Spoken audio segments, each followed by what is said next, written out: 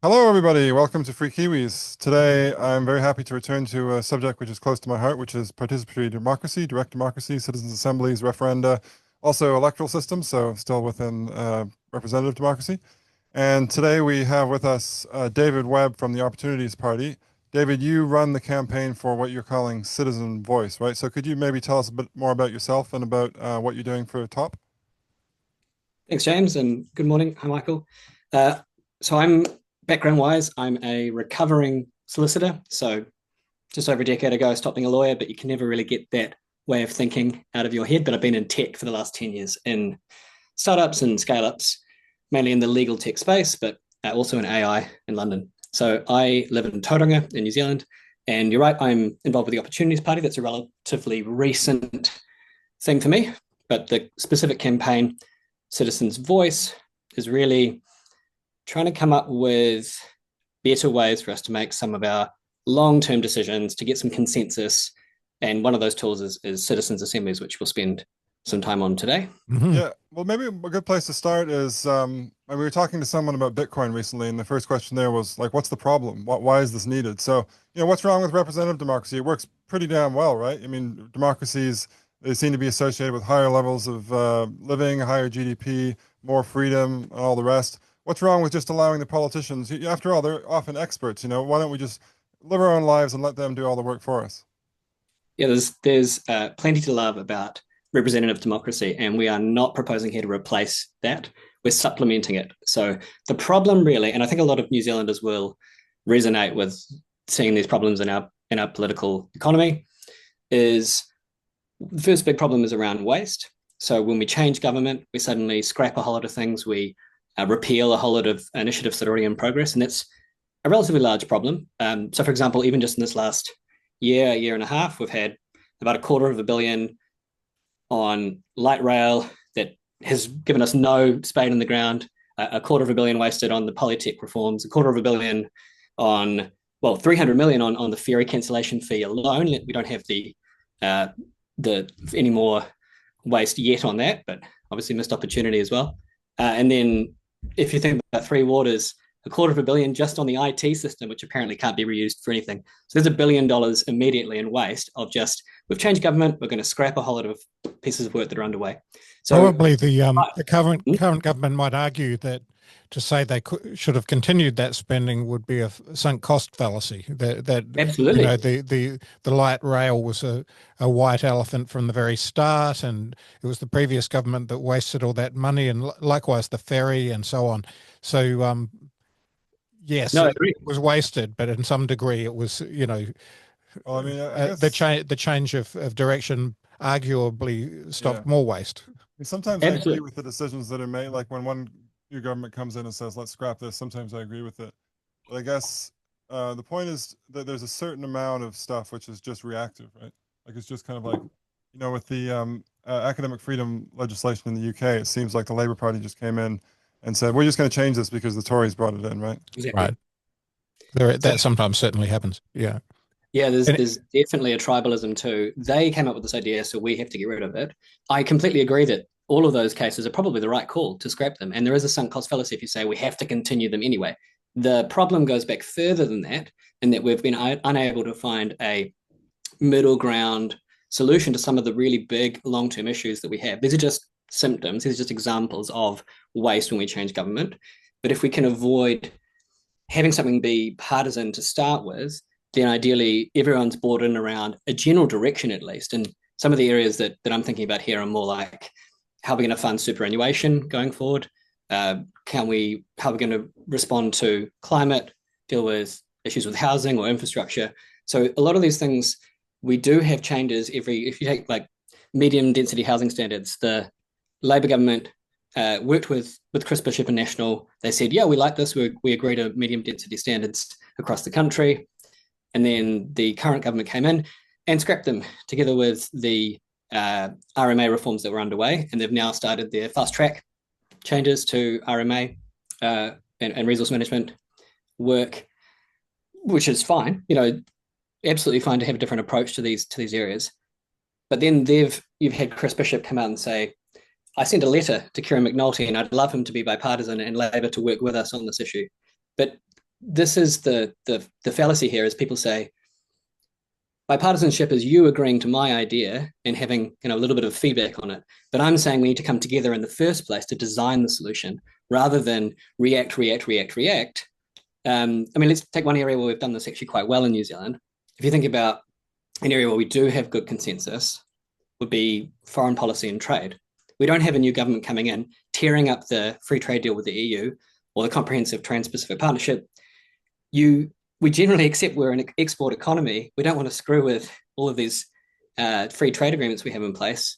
And we project a relatively united front out to the world about New Zealand wanting to be, open for business and on the rules-based order in terms of free trade. So the concept here is really, whatever the issue is, whether it's the reforms to the health system or infrastructure or RMA or anything like that, if we can invest a little bit of time and effort in a non-party related way. So we'll come on to the mechanics later on, but essentially the citizens' voice idea is saying, can we get everyday people around the table? Their incentives are not about getting re-elected in 3 years' time. Their incentives are to try and solve the problem, to try and understand where we can find a common direction of travel for the next 10, 20 years in one of these areas. Right. Okay. So you mentioned something else there, which is ordinary people. So, I mean, there's this reactiveness and tribalism, and we can argue individual cases and argue sort of who's to blame for it. But then there's this sense as well, I think, that people have, that I actually wrote about recently in an article I co-wrote with Jeff Neal, that the people representing us are not like us in many ways. They have different views. They're different from us demographically. They're much wealthier. They're much better educated. So is that also something that concerns you? Yeah, that's right. So we do still need to have experts to have elected representatives, and they're going to bias towards perhaps higher levels of education, higher levels of socioeconomic backgrounds, and so on. But we also need to involve in the decision-making process everybody. There's 30% of people who don't vote at the general election. So even the elected people we have is biased towards certain subsets of our country. So the idea of the Citizens' Assembly is you have a mini New Zealand that is representative demographically. We have a mixture of old and young, rural and urban, different education levels. And those people are there as everyday people, as I said. I mean, if you think about the richest 1% of New Zealand would probably have about one person in the room, as opposed to the kind of higher level of influence they might have in lobbying or in political parties. You have a cross-section of New Zealand in this room who are there. They've opted in as well. So then it's not like, some people compare this to jury service, and in a sense it is, and that there is a randomness to it. But maybe we'll think a little bit about how it would actually work in practice. But you could imagine so one of our parts of the Citizens' Voice proposal is to have a parliamentary commissioner for Citizens' Voice. So one of their roles would be to convene these citizens' assemblies. They might send out, let's say, 10,000 letters randomly to different people within New Zealand and say, superannuation, it's costing us more and more. How are we going to fund it? We want to get people together in the room and work out what is a fair way to transition to a different model longer term. And then maybe of those 10,000 letters, 1,000 people write back and say, I'm keen to contribute to this. I want to be part of that. But then of the 1,000, you might pick 100 people in a way that is demographically representative. So you have 50% women, you'd have a balance of old and young, a balance of different educational backgrounds and so on.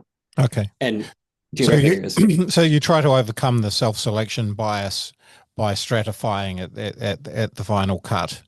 That's right. And within that, it would still be random. Is that right? Or you'd have some algorithm that chose people as randomly as possible, given the constraints of the stratification? That's right. So the 10,000 letters are at random. Then people self-select in a way about wanting to be involved. And then the final group would be statisticians would have to work out how can we get a demographically representative group in that final group. So I think I might have cut out there. There's devil in that detail, isn't there? Because there are some obvious variables like sex, like perhaps ethnicity and socioeconomic strata that you'd stratify on. But there are, I guess, the beauty of completely random selection, which, granted we can't do here because people have to be able to opt out, is that you also take care of all the variables you don't know about that might matter in that way. So you'd have some this is kind randomness of my within. problem with the stratified sampling, just philosophically. I mean, I know I'm a purist. I know most of the citizens assembly movement likes this kind of representative sampling, but it just occurs to me that what we're doing there is kind of choosing what we think is important. So like we're saying we think sex is important, we think race is important, but maybe ethnicity just isn't important. So for me, like there's a strong moral claim to pure sortition in that it's completely blind to any kind of characteristics, right? And then you get, so ideally you'd be able to have a kind of, I mean, in an ideal world, you'd have a kind of compulsory sample. They actually did this in Switzerland at some point in the early modern period, that you got allotted to an office and you had to take it up. In ancient Athens, actually, they didn't do that. It's more like what you're suggesting, where you just get volunteers.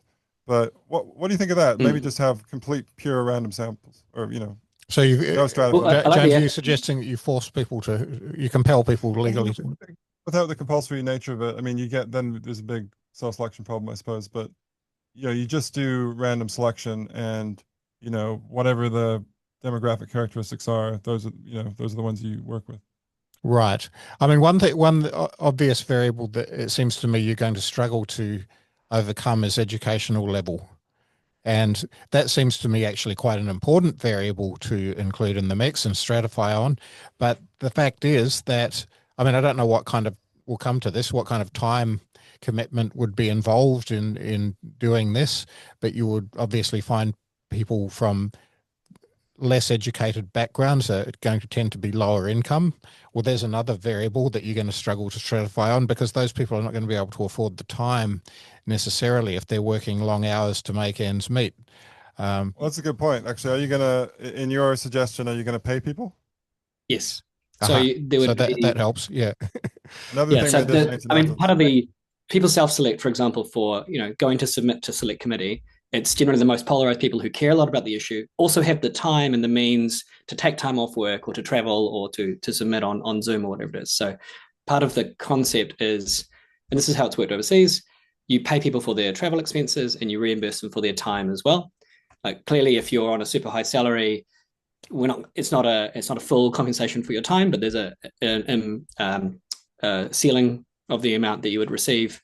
So the idea is people aren't excluded because I have to be at work that day, or I have to find someone to look after the kids, or whatever the example is. So you want to have a mixture of people.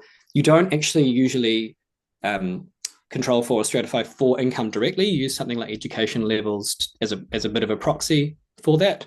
But you want people to be able to be involved, whatever their other commitments are. So the other point is around time commitment. So some of these topics you'd be able to meet maybe on 1 or 2 days every couple of weeks. It might be a Friday and a Saturday. It might both be on a weekend. Some of the initial phases can be online, can be remote, because you're just absorbing information and listening to experts and asking questions. But then when they come to the deliberation, where the people in the room actually need to hear the experiences of the 70-year-old retired farmer or the 17-year-old, 18-year-old solo mum, you need to be in the room and you need to hear all those different experiences and impacts that a potential recommendation might have on different groups. So it's important that everyone's there for the meaty part of discussing, and for that bit you have to pay them for their time, their travel. Some of these are more intense. You might be able to resolve an issue in a few months, and you might have 2 days a week for 3 months. Others might be 1 or 2 days every fortnight for a whole year, depending on the topic, and it can extend depending on how the deliberation goes in the room. But so you are talking about quite a substantial Yeah. time commitment. Like you said, a couple of days a week, perhaps for a few months at least. Potentially, depending on the issue. I mean, some of the issues could be much more granular and focused, and you might be able to resolve it.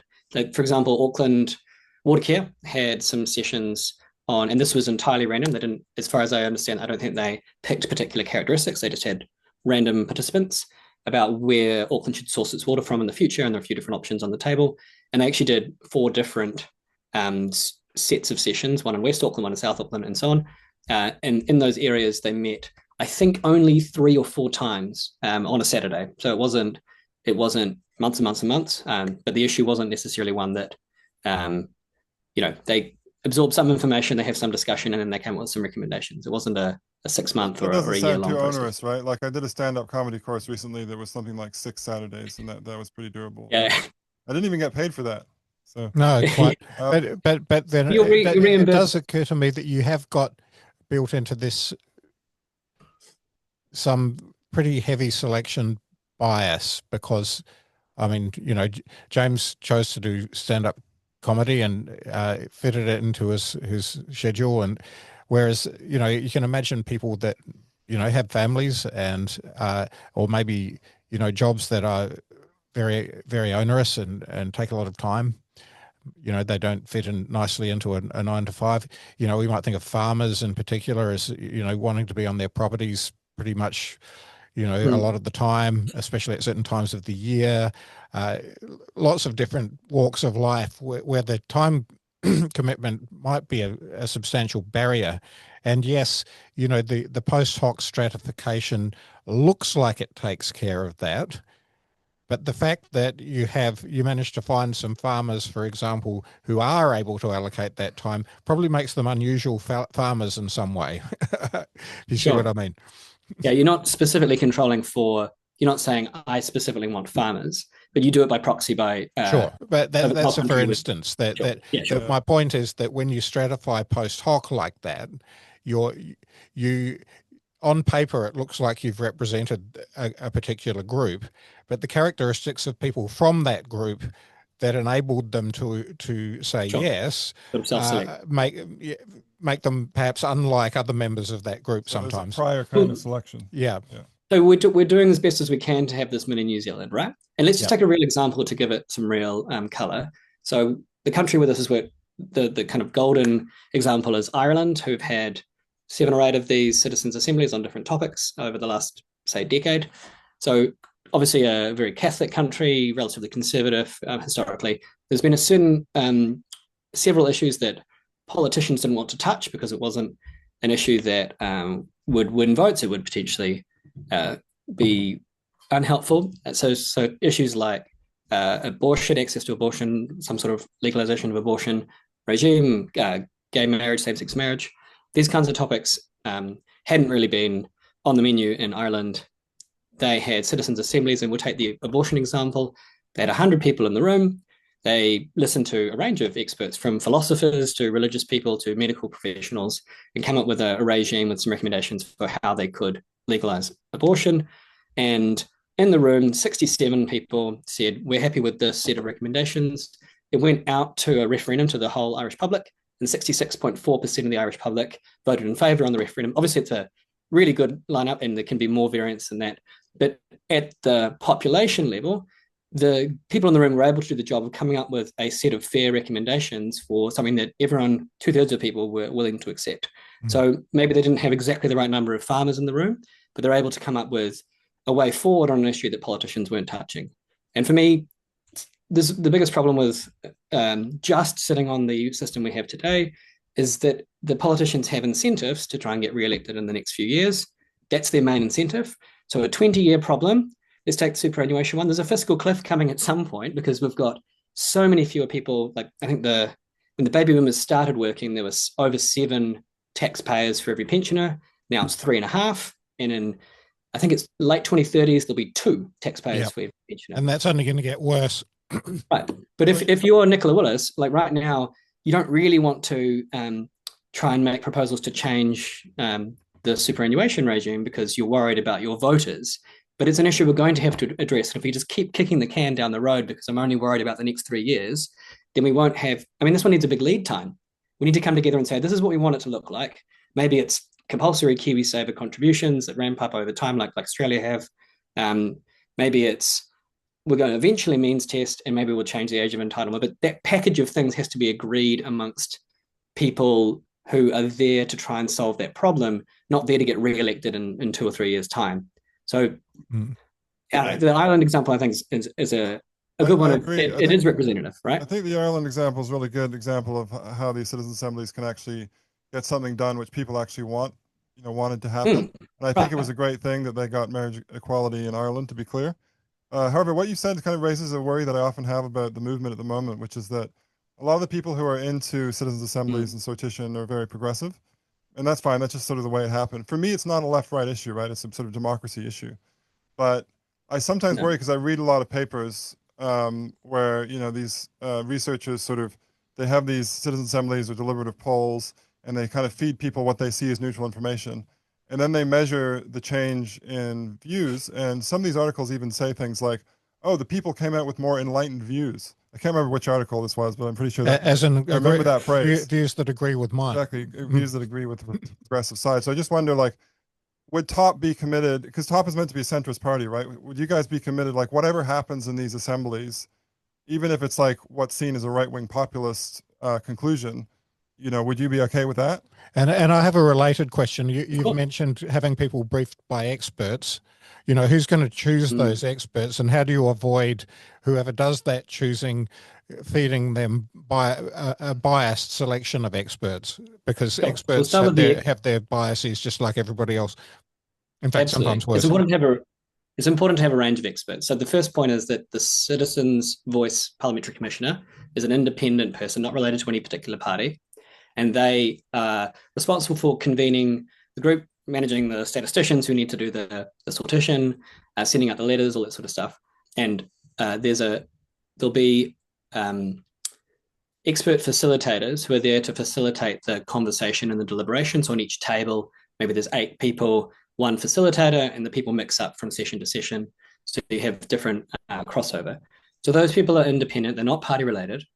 The group, the assembly, also directs their own learning. So while the parliamentary commissioner comes up with a range of people initially, and you try and have a cross section, in the example of the abortion one, I thought it was interesting. They had philosophers speak, not just religious people, not just medical people, but they kind of went a bit, which I thought was quite an interesting way to think about those kinds of issues. But the room can also identify areas they want to learn more about, or other experts. You also have submissions from the public. So like a select committee process where you can send in and say, I don't like this legislation because, or we need to change this part of it.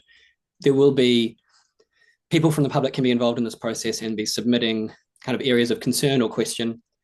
You'd want to have a variety of perspectives. So if you think about like constitutional reform, for example, do we want to have a republic? Do we want to have a written constitution? What's the role of the Treaty of Waitangi, that sort of thing? Yep. To contrast that with, say, the Treaty Principles Bill, where we have one party saying, here's our idea, here's a few principles and this is how we think it should work.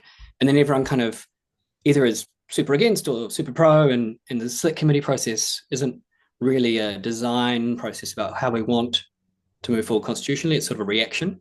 So you could have David Seymour coming in and speak. They weren't unilaterally saying this is a vote in Parliament. They wanted to put it to a referendum, so that you couldn't get more democratic than that. You're putting one option to a referendum. You're trying to say you're putting like one option to a right? referendum. You're trying to say that the assembly process would be able to be more nuanced and sort of say what exact solution do we want, rather than like here's 2 options. Is that the idea?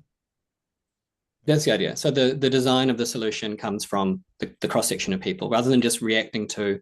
And the other point is that the people who are designing that new constitution, or whatever the example might be, they are taking the time to understand and listen to the different perspectives and the different experts, to talk to each other and hear how it will impact each other, as opposed to a referendum where everyone in society gets a vote, but you've only heard a little snippet on the radio, or what your friend said, and you haven't had the time to kind of dig in and understand. Yeah, for example, it's an interesting example actually, because I remembered I was living in Australia when they had the referendum on Australia becoming long time ago. A referendum on becoming a republic, and this was when John Howard was Prime Minister, and he was a pretty staunch monarchist.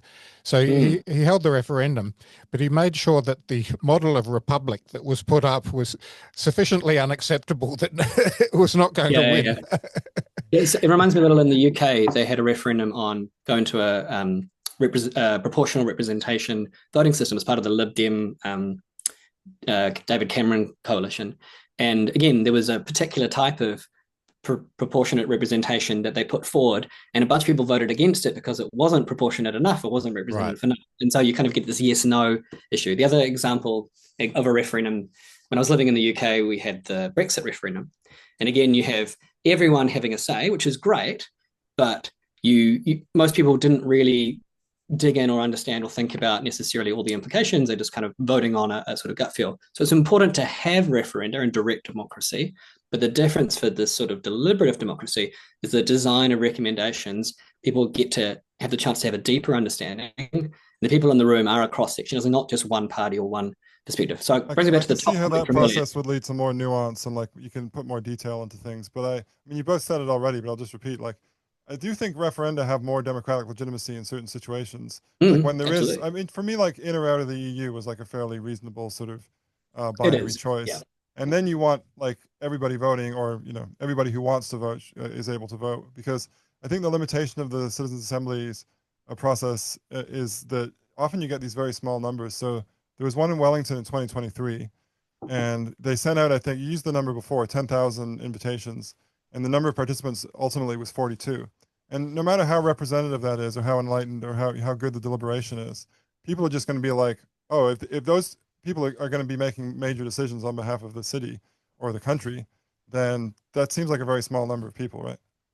So there is actually a question added on to this, which is, what do you see as the result of your citizens' assembly process? Are they going to be like recommendations? Are they going to be binding, or what?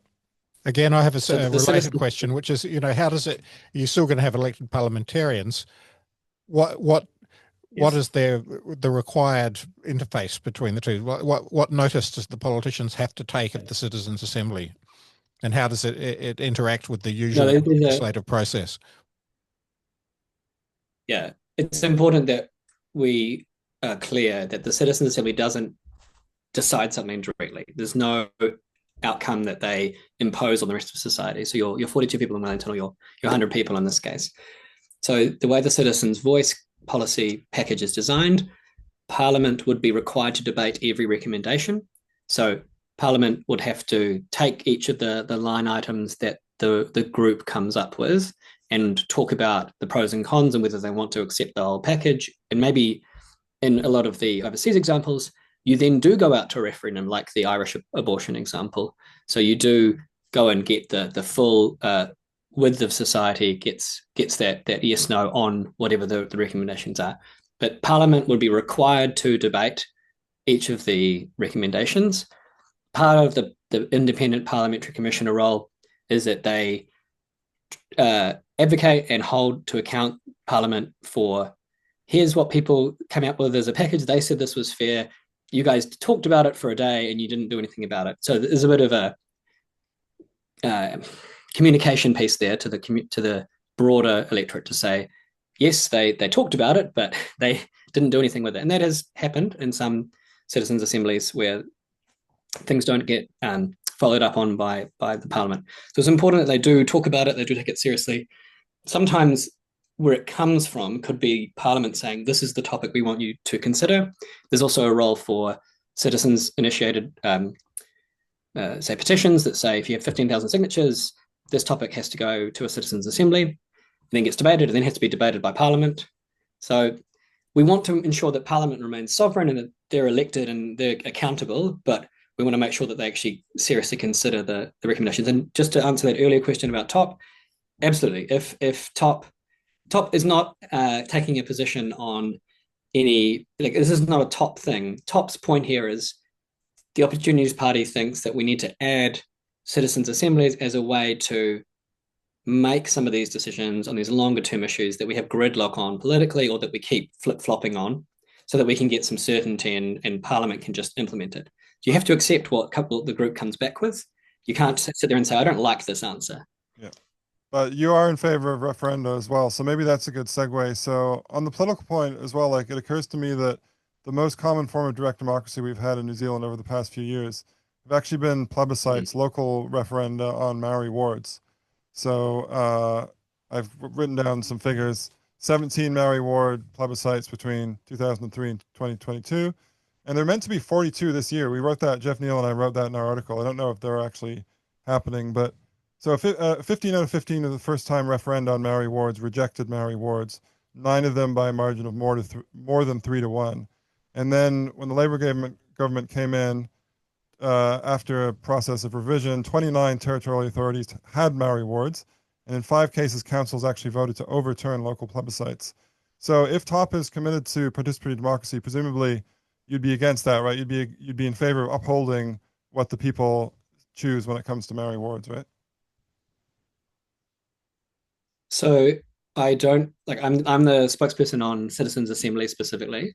I don't. Yeah. That's okay. I know I you're think, not actually representing. But in principle, like if you've had a plebiscite or a referendum, binding or not, if you like the idea of participatory democracy, you would generally be in favour of the legislative body upholding the view expressed by a But majority. then the problem, yeah, I mean, I think if you go out to people and you ask them the question, you want to live by the result, or at least take strong notice of the result. I think maybe the issue there is potentially, is that the right kind of thing to go out for a referendum on? Maybe.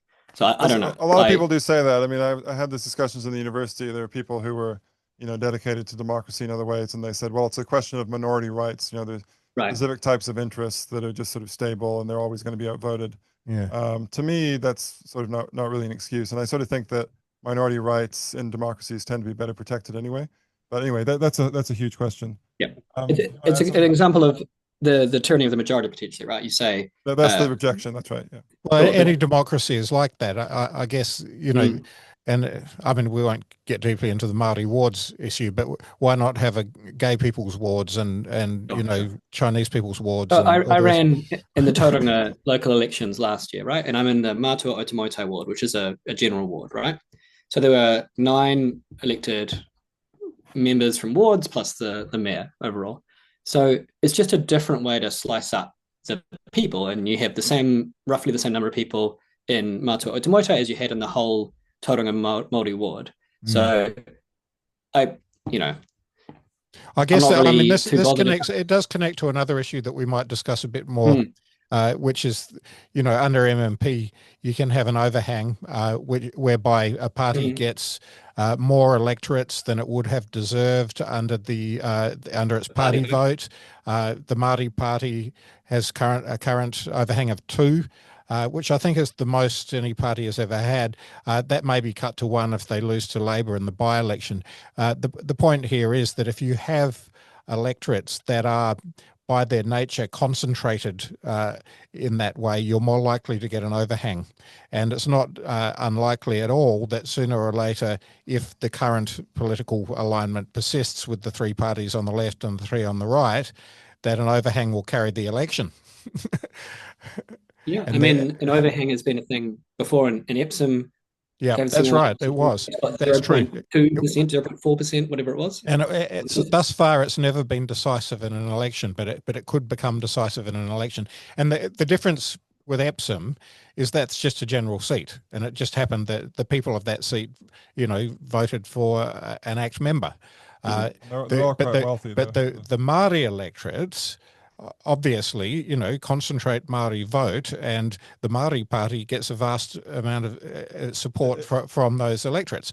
And so if it wins those, it's more likely to win those seats prima facie than it would be to win a general seat. It's an interesting point you made a few minutes ago, Michael, about different minorities. Like, it's an interesting example of how the design of the system actually seems to sort of skew things in favor of certain results. Maybe just lightly, but so for example, if we had we decided that everyone of Greek ancestry in New Zealand should have Greek constituencies, then you would predict the emergence of some kind of Greek identity party, right? Who would stand candidates in those seats. So we've decided, I mean, actually we didn't really decide, like the reason that Maori constituencies came in the first place was just because Maori couldn't vote initially because there was a property requirement, and Maori had a lot of there's a land ownership requirement. Yeah. Maori held a lot of communal land, so individual Maori didn't meet the property requirement. And they were meant to do away with it after universal suffrage, universal manhood suffrage, and then eventually, very soon in New Zealand, universal suffrage. But it's still around, so it wasn't even designed into the system. So I think anyway. Yeah, we're kind of derailing. Let's let him respond. Yeah, you go ahead. No, this is good stuff, and I just the at least in the local election context, having a Māori ward is, like I said, Matua Otamotai. There's no inherent. I guess maybe it's a little bit wealthier than some of the other suburbs in Tauranga, but there's no. It's not based on a race, but equally there's the same sort of number of people, and I get a little bit frustrated when people go, oh well, they got more votes or two votes because they're Māori. I think in the Māori ward example, it's just a different way of splitting up the wards in general. Yeah. It just happens to be done in that way. That's true. Whether that's my right or point wrong, is that it can concentrate votes in a certain way that in an MMP environment, but like gerrymandering, yeah, that's exactly. But it's you're right that it a is subtle form one of vote, yeah. it could be a subtle form of gerrymandering if it creates an overhang that you wouldn't otherwise have had.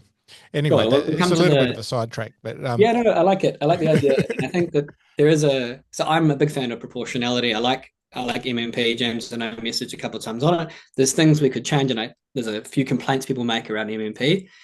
So I think that would be an interesting place to go from here. I do agree with the concept that you get this sort of gaming of the system, or if you're a tactical voter at a Māori ward, you could party vote Labour and you could vote for the Māori party candidate in your ward, and you get a little bit extra value out of your vote. It's a bit like being in Epsom in 2007 and voting and doing it and then that way. National Free Party vote, for example. It's it doesn't feel right. You've got this proportional system, which we can talk about, but to me the proportionality is king, and you get these overhang scenarios. I agree with you, Michael. It just doesn't quite feel like it's the point of the system. Let's come back to that one, because I'd just like to finish off on the citizens' assemblies, but it would be good to talk a little bit about some of the vagaries of MMP as well. But what was I going to ask about? There was another point that... Sorry, think about it. Yeah. And because actually there's another thing we should come back to, because we were actually just segueing into referenda. So I wanted to ask. Oh, that's right. I remember what now. Okay, so why not just have a binding referendum on the citizens' assemblies results? So if it puts up because unlike perhaps an ordinary citizens initiated referendum, this has gone through a deliberative process. It's not just somebody's pie in the sky idea that they got a bit of populist support for and got up as a referendum question. If this process works properly, it's been thought through by a bunch of people, informed by experts, et cetera, et cetera. Why should the politicians get to override it? They're accountable. That's the difference. So they can be voted in and out and can be held to account for not following through on something or watering it down significantly. So I and I would expect in most cases that because we've gone through this process and Parliament have asked for this thing to be resolved, and you've come back with a set of recommendations, that Parliament would say, we should go out to referendum on this. And I think that's the right way it should work. But it's still, I would say, we want to ensure that Parliament is still in control of the process and sovereign and accountable. We can vote them out. So maybe the cost of that is sometimes they water it down. Yeah. So you guys actually suggesting that citizens' assemblies could sort of replace the citizens initiated referenda process? Like it could be a way of getting referenda going? Because I think that'd be an interesting idea. But it would be a bit more roundabout. Maybe that just emerged from this conversation. Yeah, I don't want because to instead of referenda, because we also, Jeff Neal and I also wrote in the article about on Newsroom about citizens initiated referenda, and again I've written down a few figures. So like these came in 1993, and since then 88% of them have just failed. Like the people failed to get the required number of signatures to the Parliament in time. Of the 13% that got through, 9% had their results rejected by government. So they held a referendum, and then the government just said, too bad, we're not going to do it. And so I think 4% are still in progress, apparently, and 0 have succeeded in actually changing anything. So, and because of that, probably because of that, we've had no successful attempts to hold by citizens to initiate referenda since 2013. 2013 is a long time. I've been in New Zealand since 2013. Look how old I am now. So, so the citizens initiated referenda process is kind of broken, right? It's not really working. So I don't know. I think it might be a good idea to have these citizens assemblies as an alternate route. And I suppose you could always have a non-binding referendum as a kind of compulsory outcome, so that the politicians were forced to take notice of what the country thought of the result of the deliberative process. Yeah. I agree. James, we've not achieved anything with citizens initiated referenda. I think we're flipping around the process here where we're designing collaboratively the set of recommendations rather than just one group saying, here's our proposed referendum, and that take it or leave it. We need to get enough signatures, and if we do, then we want to vote yes or no.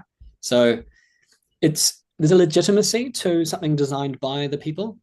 Yeah. I think the politicians have a social license then to say, well, it's not that this is Labour or National. This is something that the people have come up with, and we're just implementing it. We're just doing what provided there's something crazy that comes out of it. They'd most of the time be happy to say, well, this resolves this issue for the next 10 years, hopefully. Of course, there's going to be little bits and pieces of policy around the edges, but yeah, I mean, I think it gives us a direction that we can't get from the party politics. Yeah. I'm fine with it being more deliberative. I mean, like, I think you're probably right. A lot of citizens-initiated referenda probably start with people thinking, like, we really need to sort of ban alcohol, or we really need to bring back smacking, or whatever it is, and that's fine. Like, I'm not being neutral on those positions, but then people sort of try and get that done. Whereas it could be that the better way of thinking about it, more mature way of thinking about it is, oh, we have an issue around, I don't know, housing. We have an issue around, gays can't get married. I mean, they can now, but like in the past. And then we're going to have a body of people, randomly sampled, maybe with some stratified sampling, and we're going to discuss that, and then we're going to decide like what the question is going to be. If we need a referendum, maybe we don't even need a referendum.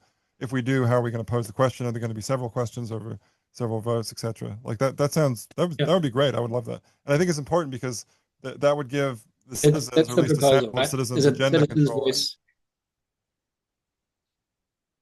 That's right. So the Citizens' Voice proposal from the Opportunist Party is to allow for, as one mechanism to kick off an assembly, is for people to submit a petition. So instead of the people submitting the referendum, the people submit the topic or the scope of the topic. And then we have this mini New Zealand, try to find a common ground and try and set the direction. And then you're right, you could go straight back to Parliament, or you could go straight out to maybe a non-binding referendum or potentially a binding referendum after Parliament. So yeah, that's it. That's the proposal, just to change around the policy making. Yeah. Excellent. Okay, now I think we could segue back into MMP and PR. So basically, we've had a lot of really good discussions here in the initiative about it. Michael, I think most people here, I think, are more enamored of first past the post.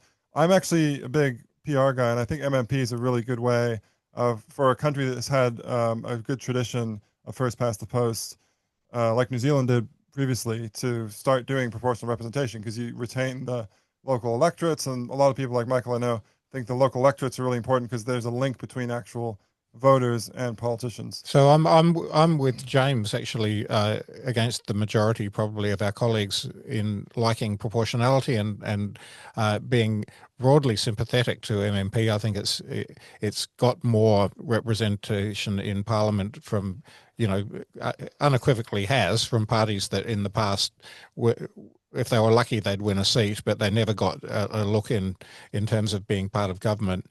We now have, 4 minor parties represented in Parliament, and, they've all been influential on policy over time. But as James said, I very much like the fact that one thing I like about first past the post is that every candidate has to front up to an electorate and face the people there.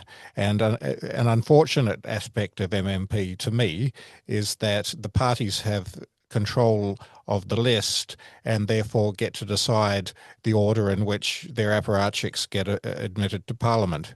And I'd be interested in what you think of my little proposal for overcoming that problem, which is that, so here's how it goes. You maintain the MMP philosophy, but before the election, there is no list.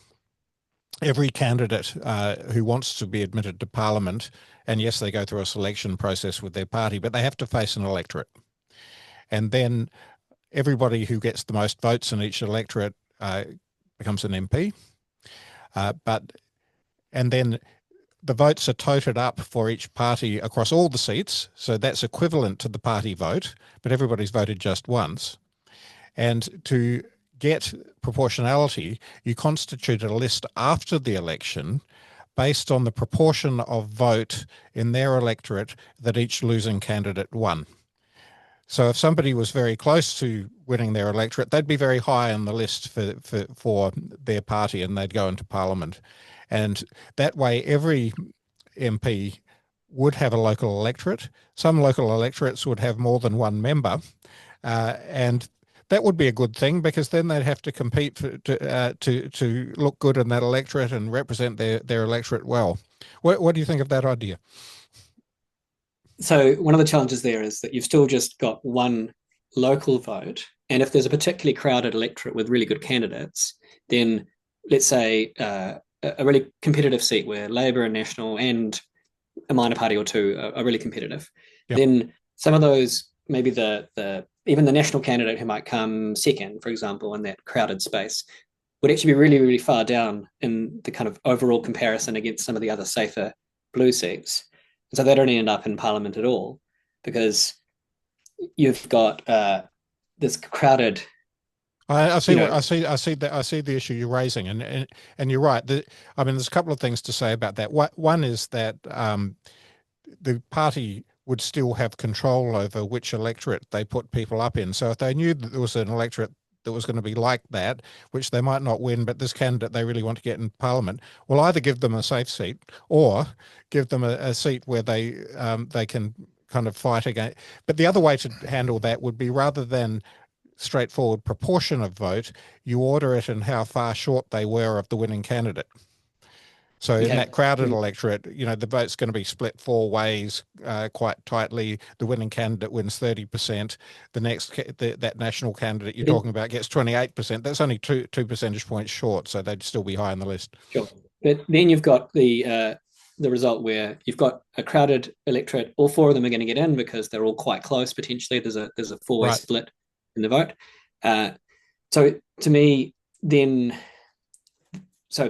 I actually think overall you're still not. There's two separate decisions you're making, and I like MMP for this purpose, because you're saying this is the party that I want to represent me in general, and locally I have this person representing me. So I do think they're distinct. Often people ticking the same thing twice, which is fine.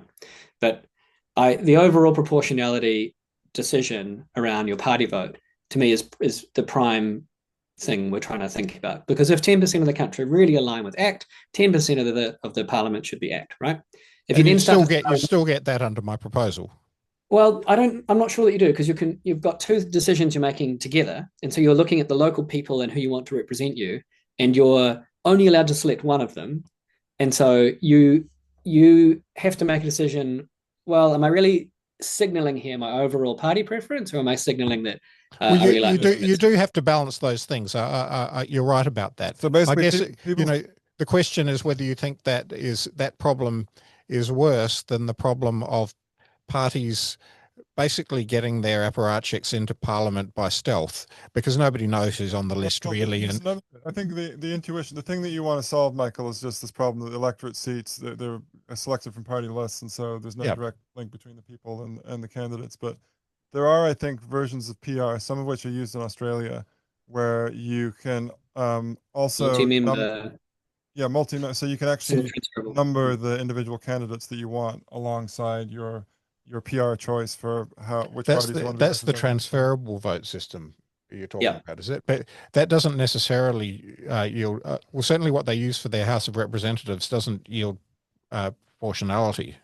It does mean that you get a preference, but no, I think that there's STV and things where you're deciding who gets to represent a particular electorate using a system where you can number candidates. But there are also systems, I believe, where you can vote for how represented you want a party to be in the national parliament, and you can also decide what ranking you want candidates to have. You can't decide it unilaterally, but you can have an input into what ranking you think that parties should give candidates on their lists. So that allows the electorate to have some input. You might be talking about the Senate system. He's choosing the Senate system. You can kind of do that.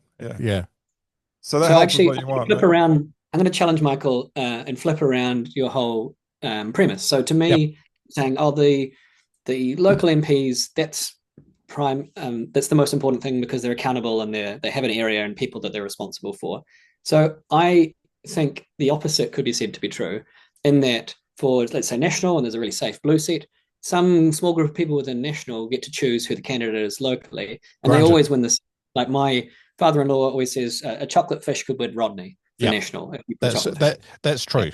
You're Chocolate right. fish are really But, good. but at least Yeah, I love everybody chocolate knows fish. who that Chris Pink, candidate chocolate is, fish. and they have to front up to their electorate and say what they're going to do for their electorate and so on. And yes, that might be a bit of a bit of theatre and a very safe seat. They know they could be any chocolate fish or whatever and Sure. still win. So I think people vote more on the party in that case. Like, I just want a national person. Yeah. Whoever they're telling me is the person. They're not really looking at the candidate and kind of holding that candidate accountable. But they could. They could. Whereas yeah. with the list, they can't. Sure, but the list, you know what your proportion of people and the policies they stand for, and you have a whip, so you know that you're going to hold them in line. I do have a problem with list MPs just resigning, and someone wrote this the other day. I can't remember who it was.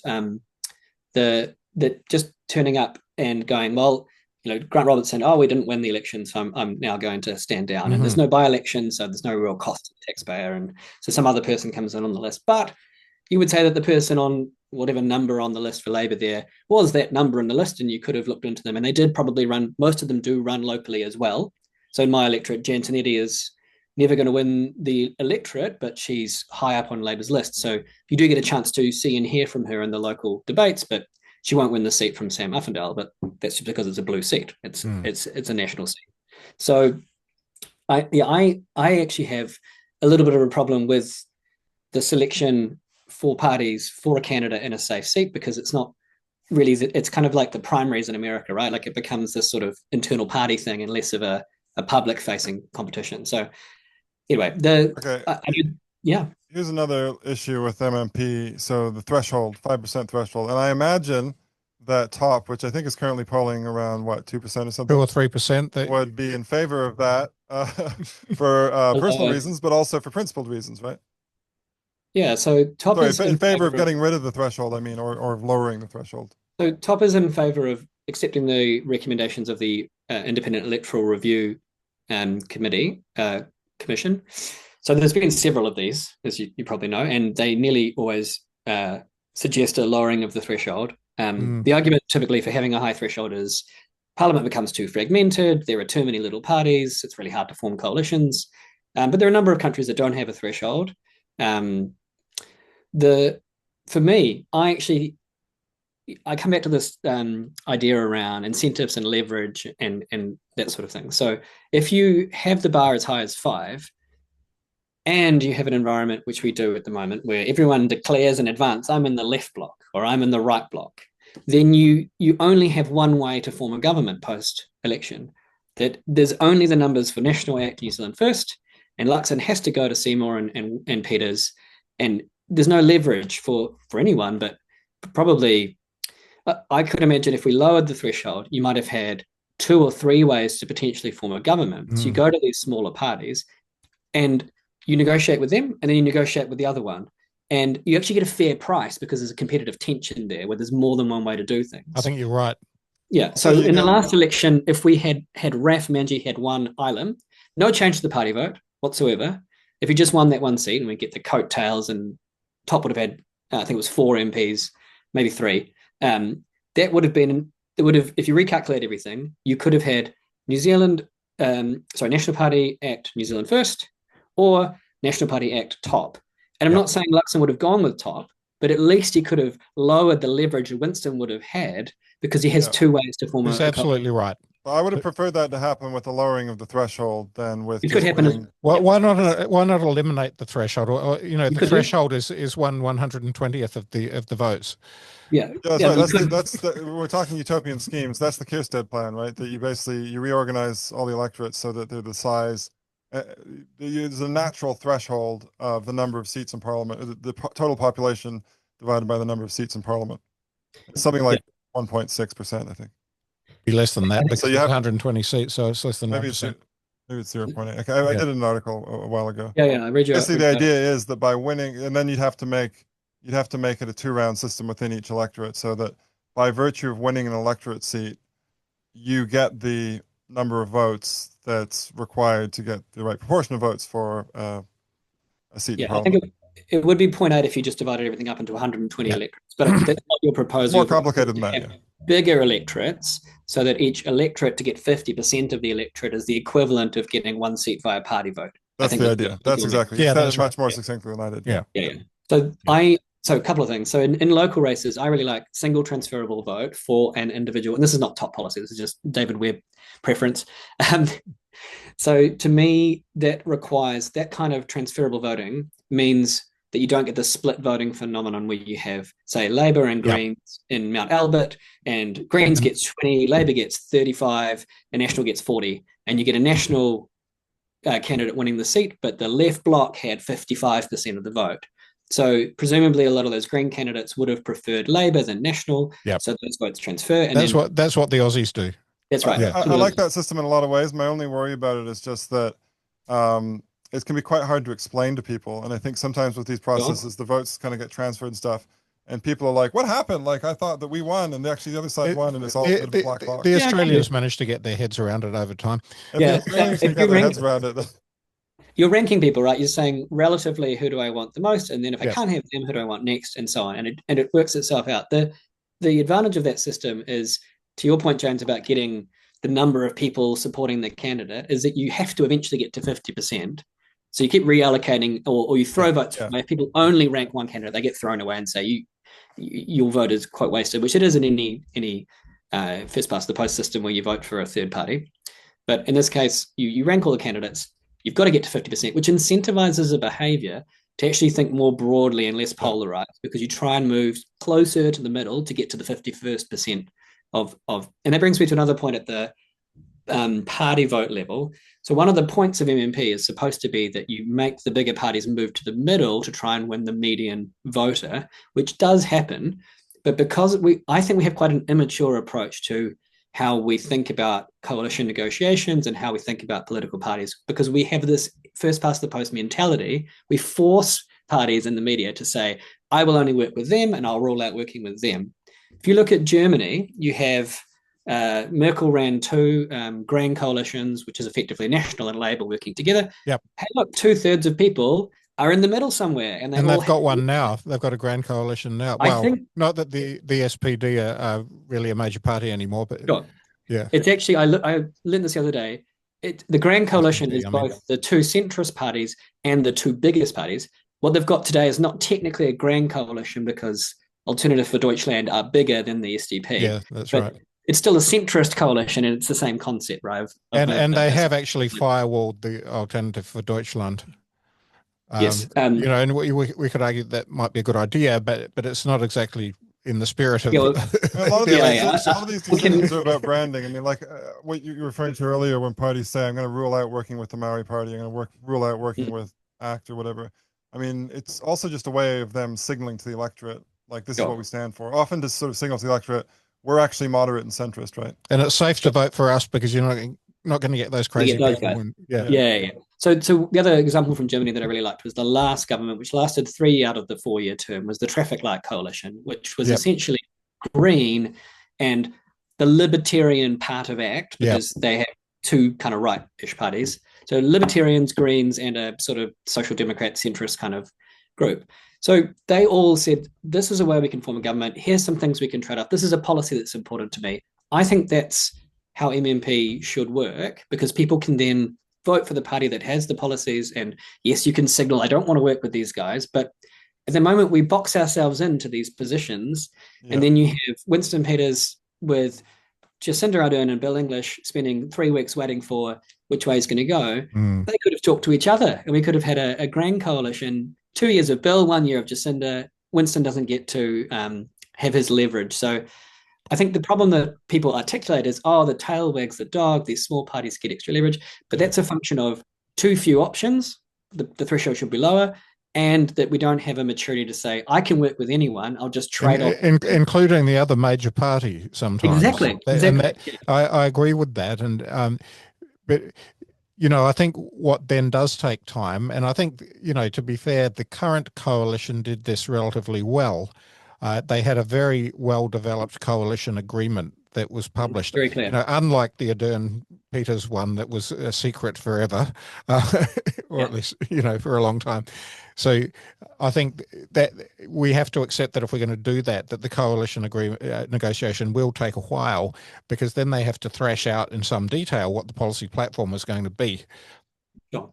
Yeah, but I do think National and Labour are much closer than they care to admit to each other. Of course, they're closer They- than they are to, than Labour Yeah, is to the Greens or the Māori Party or National is to ACT. Especially think perhaps so. right now. Okay, that's great. I agree with a lot of that, and I also think that if there's one change we need to make, it's to use more cool German terms for coalitions, like Jamaica Yes. coalition and Jamaica. traffic light coalition. I love that. Normalize that in New Zealand. But if we bring it right back to citizen assemblies, just to Yeah, close finish out, off. I guess the point is to have people not be aligned on predefined party lines to say, this party brought this idea, therefore we're going to repeal it when we get in power. We can set a long-term direction by throwing back to the people and having them make some of these, set these policy directions in these areas that we've either got gridlock on or that we're flip-flopping on every 3 years, which is really expensive and wasteful. Yeah. As a kind of parting comment, I'd say I like the idea, but unless it has some kind of referendum teeth, I'm not convinced that the major parties are going to take too much notice of these deliberations if it doesn't suit them to. Yeah, I mean, I guess the social license, the idea is that they can say, well, there's not a Labour idea, it's not a national idea. This is something that we can all get behind, and we can move on and stop wasting money and time on bouncing back and forth the political pendulum. So, thank you very much for exploring the idea, guys. Thanks for coming on. Thanks so much. It's been a great conversation. Fantastic conversation. All right, cheers.